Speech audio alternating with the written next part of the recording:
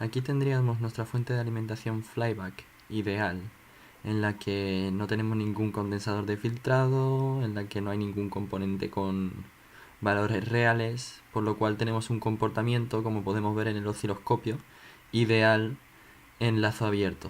Estamos probando con una onda cuadrada de 100 kHz y podemos ver que a la salida está entre 12 y 13 voltios y con una corriente de aproximadamente 4 amperios con la resistencia de carga que le hemos diseñado. Ahí podemos ver cómo es nuestro flyback, que está compuesto de un transistor MOSFET, un transformador con circuito primario de 24 vueltas y circuito secundario de 6 vueltas, por lo cual tiene una relación de vueltas de un cuarto, un diodo, un condensador de filtrado y una resistencia de carga.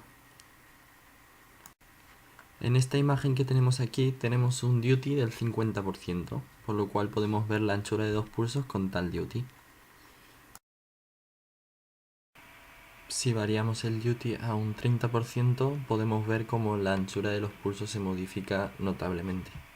Por lo cual, ese sería el comportamiento que tendría que tener nuestro flyback en lazo abierto, sin el sistema de control. A continuación dejo el circuito entero en el que se puede ver nuestro sistema de control incluido a nuestro flyback, con los pines del SG3524, que son esos numeritos que tienen un colorcito rojo, en el que también tengo el divisor de resistencias para la referencia, en el que tengo la conexión abajo de la realimentación del circuito, en el que se conecta el pin 11 y a la puerta del transistor MOSFET, y podemos también ver las rampas y los condensadores de filtrado que hemos tenido que utilizar para no tener ruido y para que funcione bien la realimentación.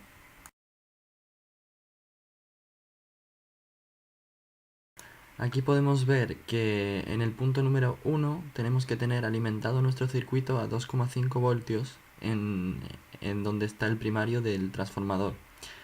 Mientras que la parte derecha del circuito, que es la parte que ya no es el flyback, que es el circuito de control, esa parte tiene que estar alimentada a 12 voltios, o sea, VCC, que sería el pin número 15, como podemos ver dentro del punto número 3, en el cual pondremos un condensador de 10 microfaradios para poder filtrar también y tener una señal más limpia.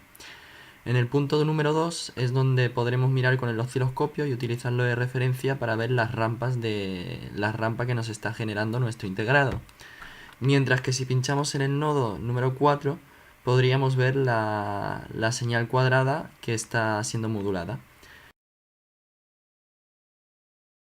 También podemos observar en el pin 2 de nuestro integrado que el divisor de corrientes que hemos diseñado con las resistencias de 4,7 y 4,7K, para que tengamos ahí con el voltaje de referencia de 5 voltios, podamos tener en ese nodo 2,5 y así alimentar bien nuestro circuito de control. También tenemos la salida, donde pone output, sería la salida de nuestro circuito, en la que por supuesto en este circuito que tenemos montado el voltaje estará regulado y no podrá sobrepasar los 12 voltios en principio.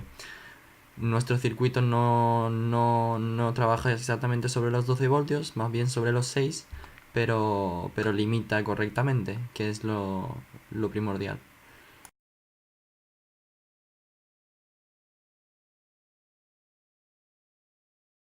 A continuación os dejo el circuito del patillaje de los pines de nuestro integrado, en el que también tenemos conectado en el pin 4 y el pin 5 nuestro limitador de corriente que hemos diseñado, que está adjunto en el Word del trabajo.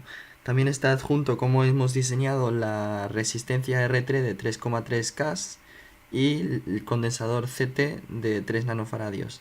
Se saca a partir de unas gráficas que ya está explicado en el PDF. También están ahí el divisor de corrientes, el divisor de tensiones que hemos puesto de 4,7, se puede ver cómo está interconectado.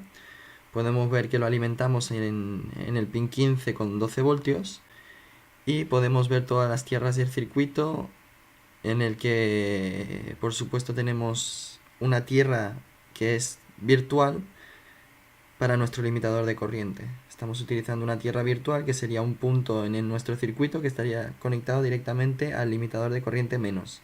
Sería ese nodo donde está el limitador de corriente menos, justo antes del condensador de 100 microfarads.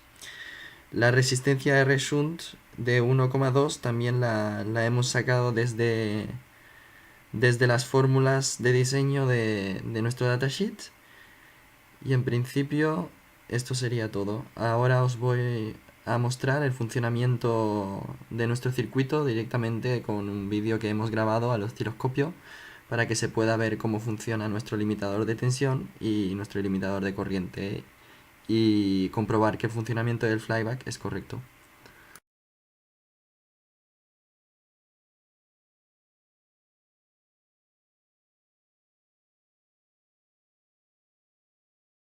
Esas son las rampas que tenemos, que podemos ver que al regular no varía la rampa. Y ya está.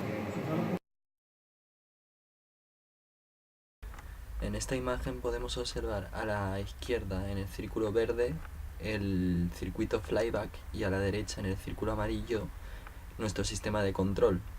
Este es el circuito montado sin nuestro limitador de corriente incluido.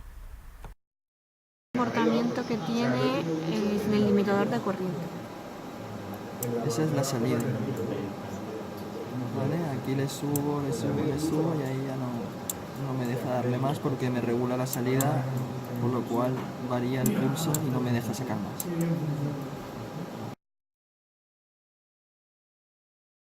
En esta imagen podéis observar cómo tenemos el circuito instalado con la resistencia de shunt y el divisor que necesitamos para el limitador de corriente.